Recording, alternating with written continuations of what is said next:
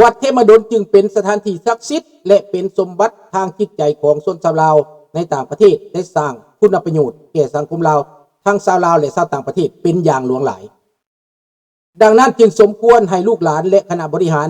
ทุกสมัยทุกยุคทุกสมัยได้รับรู้และจดจำบุญคุณของคณะผู้ก่อตั้งผู้อาวุโสและผู้มีส่วนร่วมทุกท่านที่เสียสละกำลังกายกำลังทรัพย์และสติปัญญาเพื่อสร้างตั้งวัดเทพบันดลแห่งนี้ไว้ให้คงอยู่เป็นสมบัติของพระพุทธศาสนาและชุมชนชาวลาวในต่างประเทศสืบต่อไปชั่วกาลนานขอให้คณะบริหารและคณะจัดตั้งคณะปกครองคณะบริหารแต่ละยุคแต่ละสมัยจงให้ความเคารพนับถือและฮู้ระลึกถึงคุณงามความดีของผู้ก่อตั้งทุกท่านไว้ตลอดไปอันนี้แม่นเจตนาที่ข้าพเจ้าได้เข้าไปอยู่ในวัดนั้นข้าพเจ้ารู้จักเจตนาและก็ผ่านกองประชุมข้าพเจ้านี่เป็นทั้งประธานเป็นทั้งอันนั้นมีหนังสือมีหนังสือข้าพเจ้าลงนามนี่ลงนามเซ็น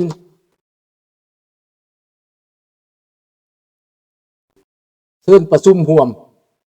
ข้าพเจ้าเป็นผู้กงว่ากระทรวงกองประชุมเนาะผู้ใดสิรูปร่างผู้ใดสิบิดเบือนกับความจริงก็อยู่นี่ดังนั้นมันสำคัญที่สุดที่รับรู้กันนี่นะถ้าคนเฮ็ดแล้วบ่รับรู้นี่มันบ่มีในโลกนี่นะเฮ็ดแล้วต้องรับรู้เนาะต้องยอมรับความจริงคือความจริงถ้าบ่ยอมรับกันความกายไปซื่อๆแล้วก็เฮ็ดผู้ลูกผู้ซื่อไปซื่อๆนะมาเสียใจผู้เฮ็ดและมันก็บ่มันบ่มีศีลมันบ่มีธรรมมันบ่มีความหมายครับเจ้าที่อ่านเป็นภาษาฝรั่งเศสบัดนี้เพื่อให้ลูกหลานที่เกิดใหม่รุ่นนี้เข้าใจเนาะมื้อหน้าสิเอามาอ่านเป็นภาษาอังกฤษอีกแต่ว่าอังกฤษบ่เก่งก็อย่าที่อ่านหรือจะโพสต์ออกไปคนเห็นทั้งโลกทั้งบ้านทั้งเมือง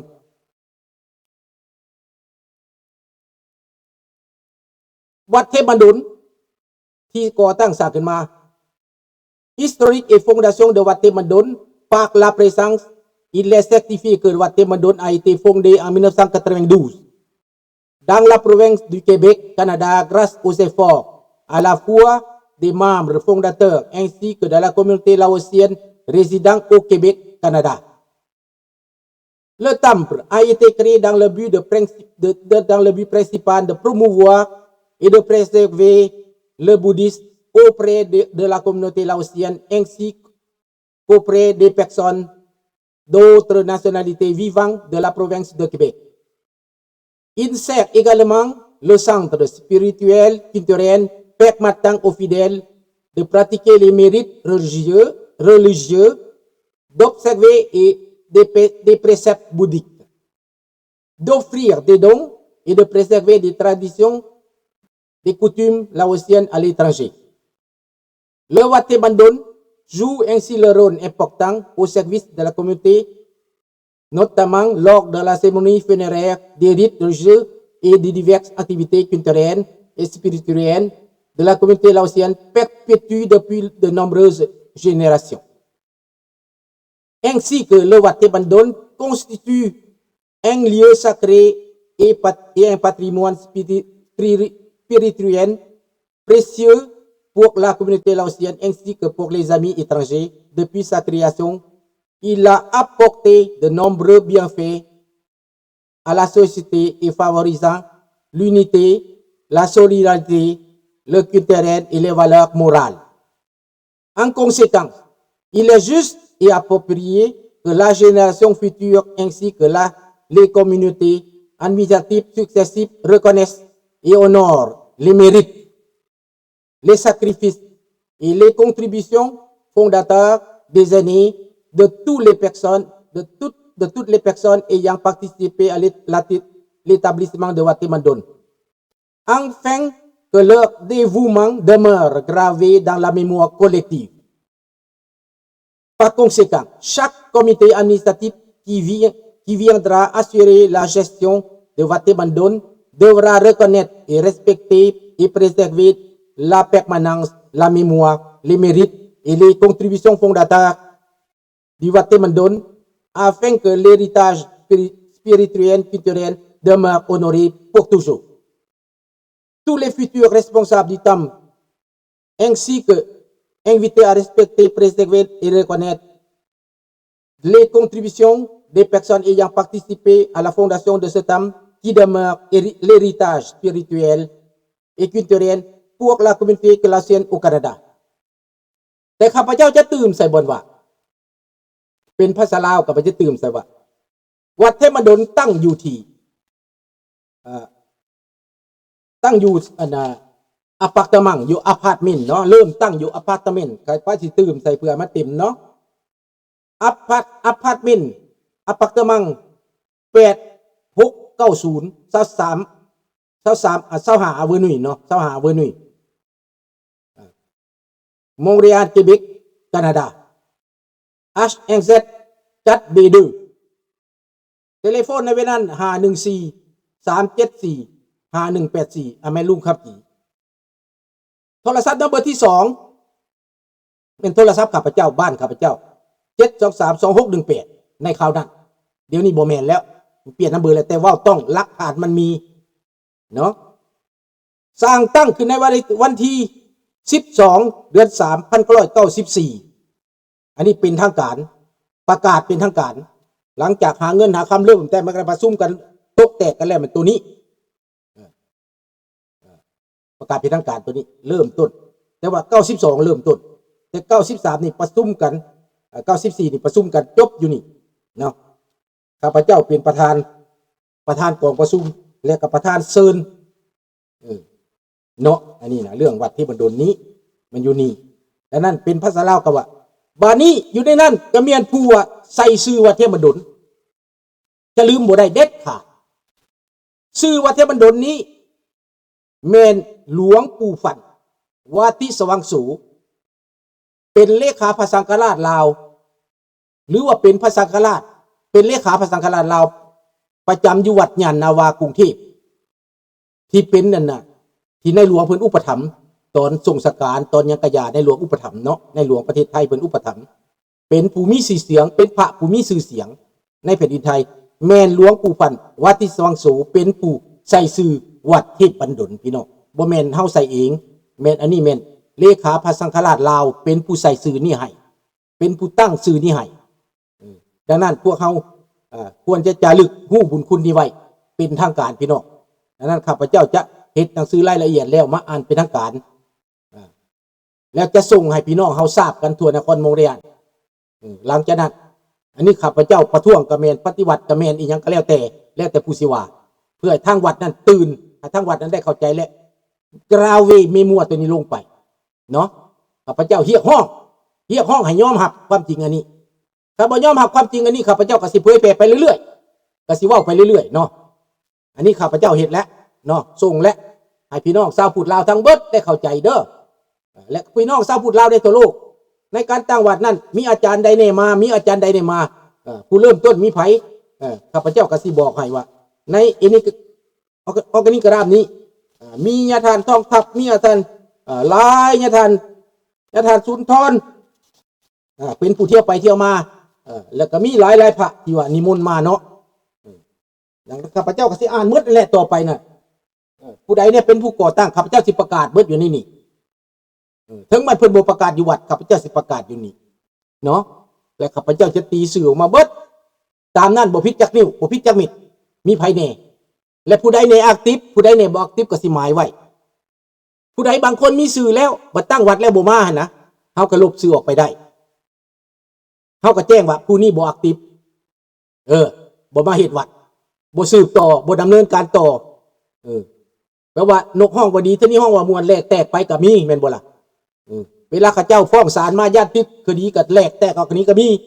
อันนี้แต่ข้าพเจ้านี่ฟ้องก็บ่อยู่นี่บ่ฟ้องก็อยู่นี่แปลว่าน้ำบ่ไฟก็บ่ย่านน้ำก็บ่ย่านฝนก็บ่ย่านสู้จนว่ามีวัดมีวามาถูกมื้อนี้ไผเตียมู่กับมู่บามู่ข้าพเจ้าสิบอกเองเด้ออันนี้น่ะข้าพเจ้าสิบอกเองดังนั้นข้าพเจ้าสู้เรื่องเกียรติศักดิ์ศรีอันนี้เพราะว่าข้าพเจ้าถูกฟ้องคดีถูกขึ้นศาลติดคดีถูกฟ้องศาลย้อนไปเฮ็ดนำวัดแล้วในเมื่อข้าพเจ้าติดคดีวัดบ่ซอยข้าพเจ้ามีแต่ข้าพเจ้าซอยวัดในเมื่อข้าพเจ้ามีปัญหา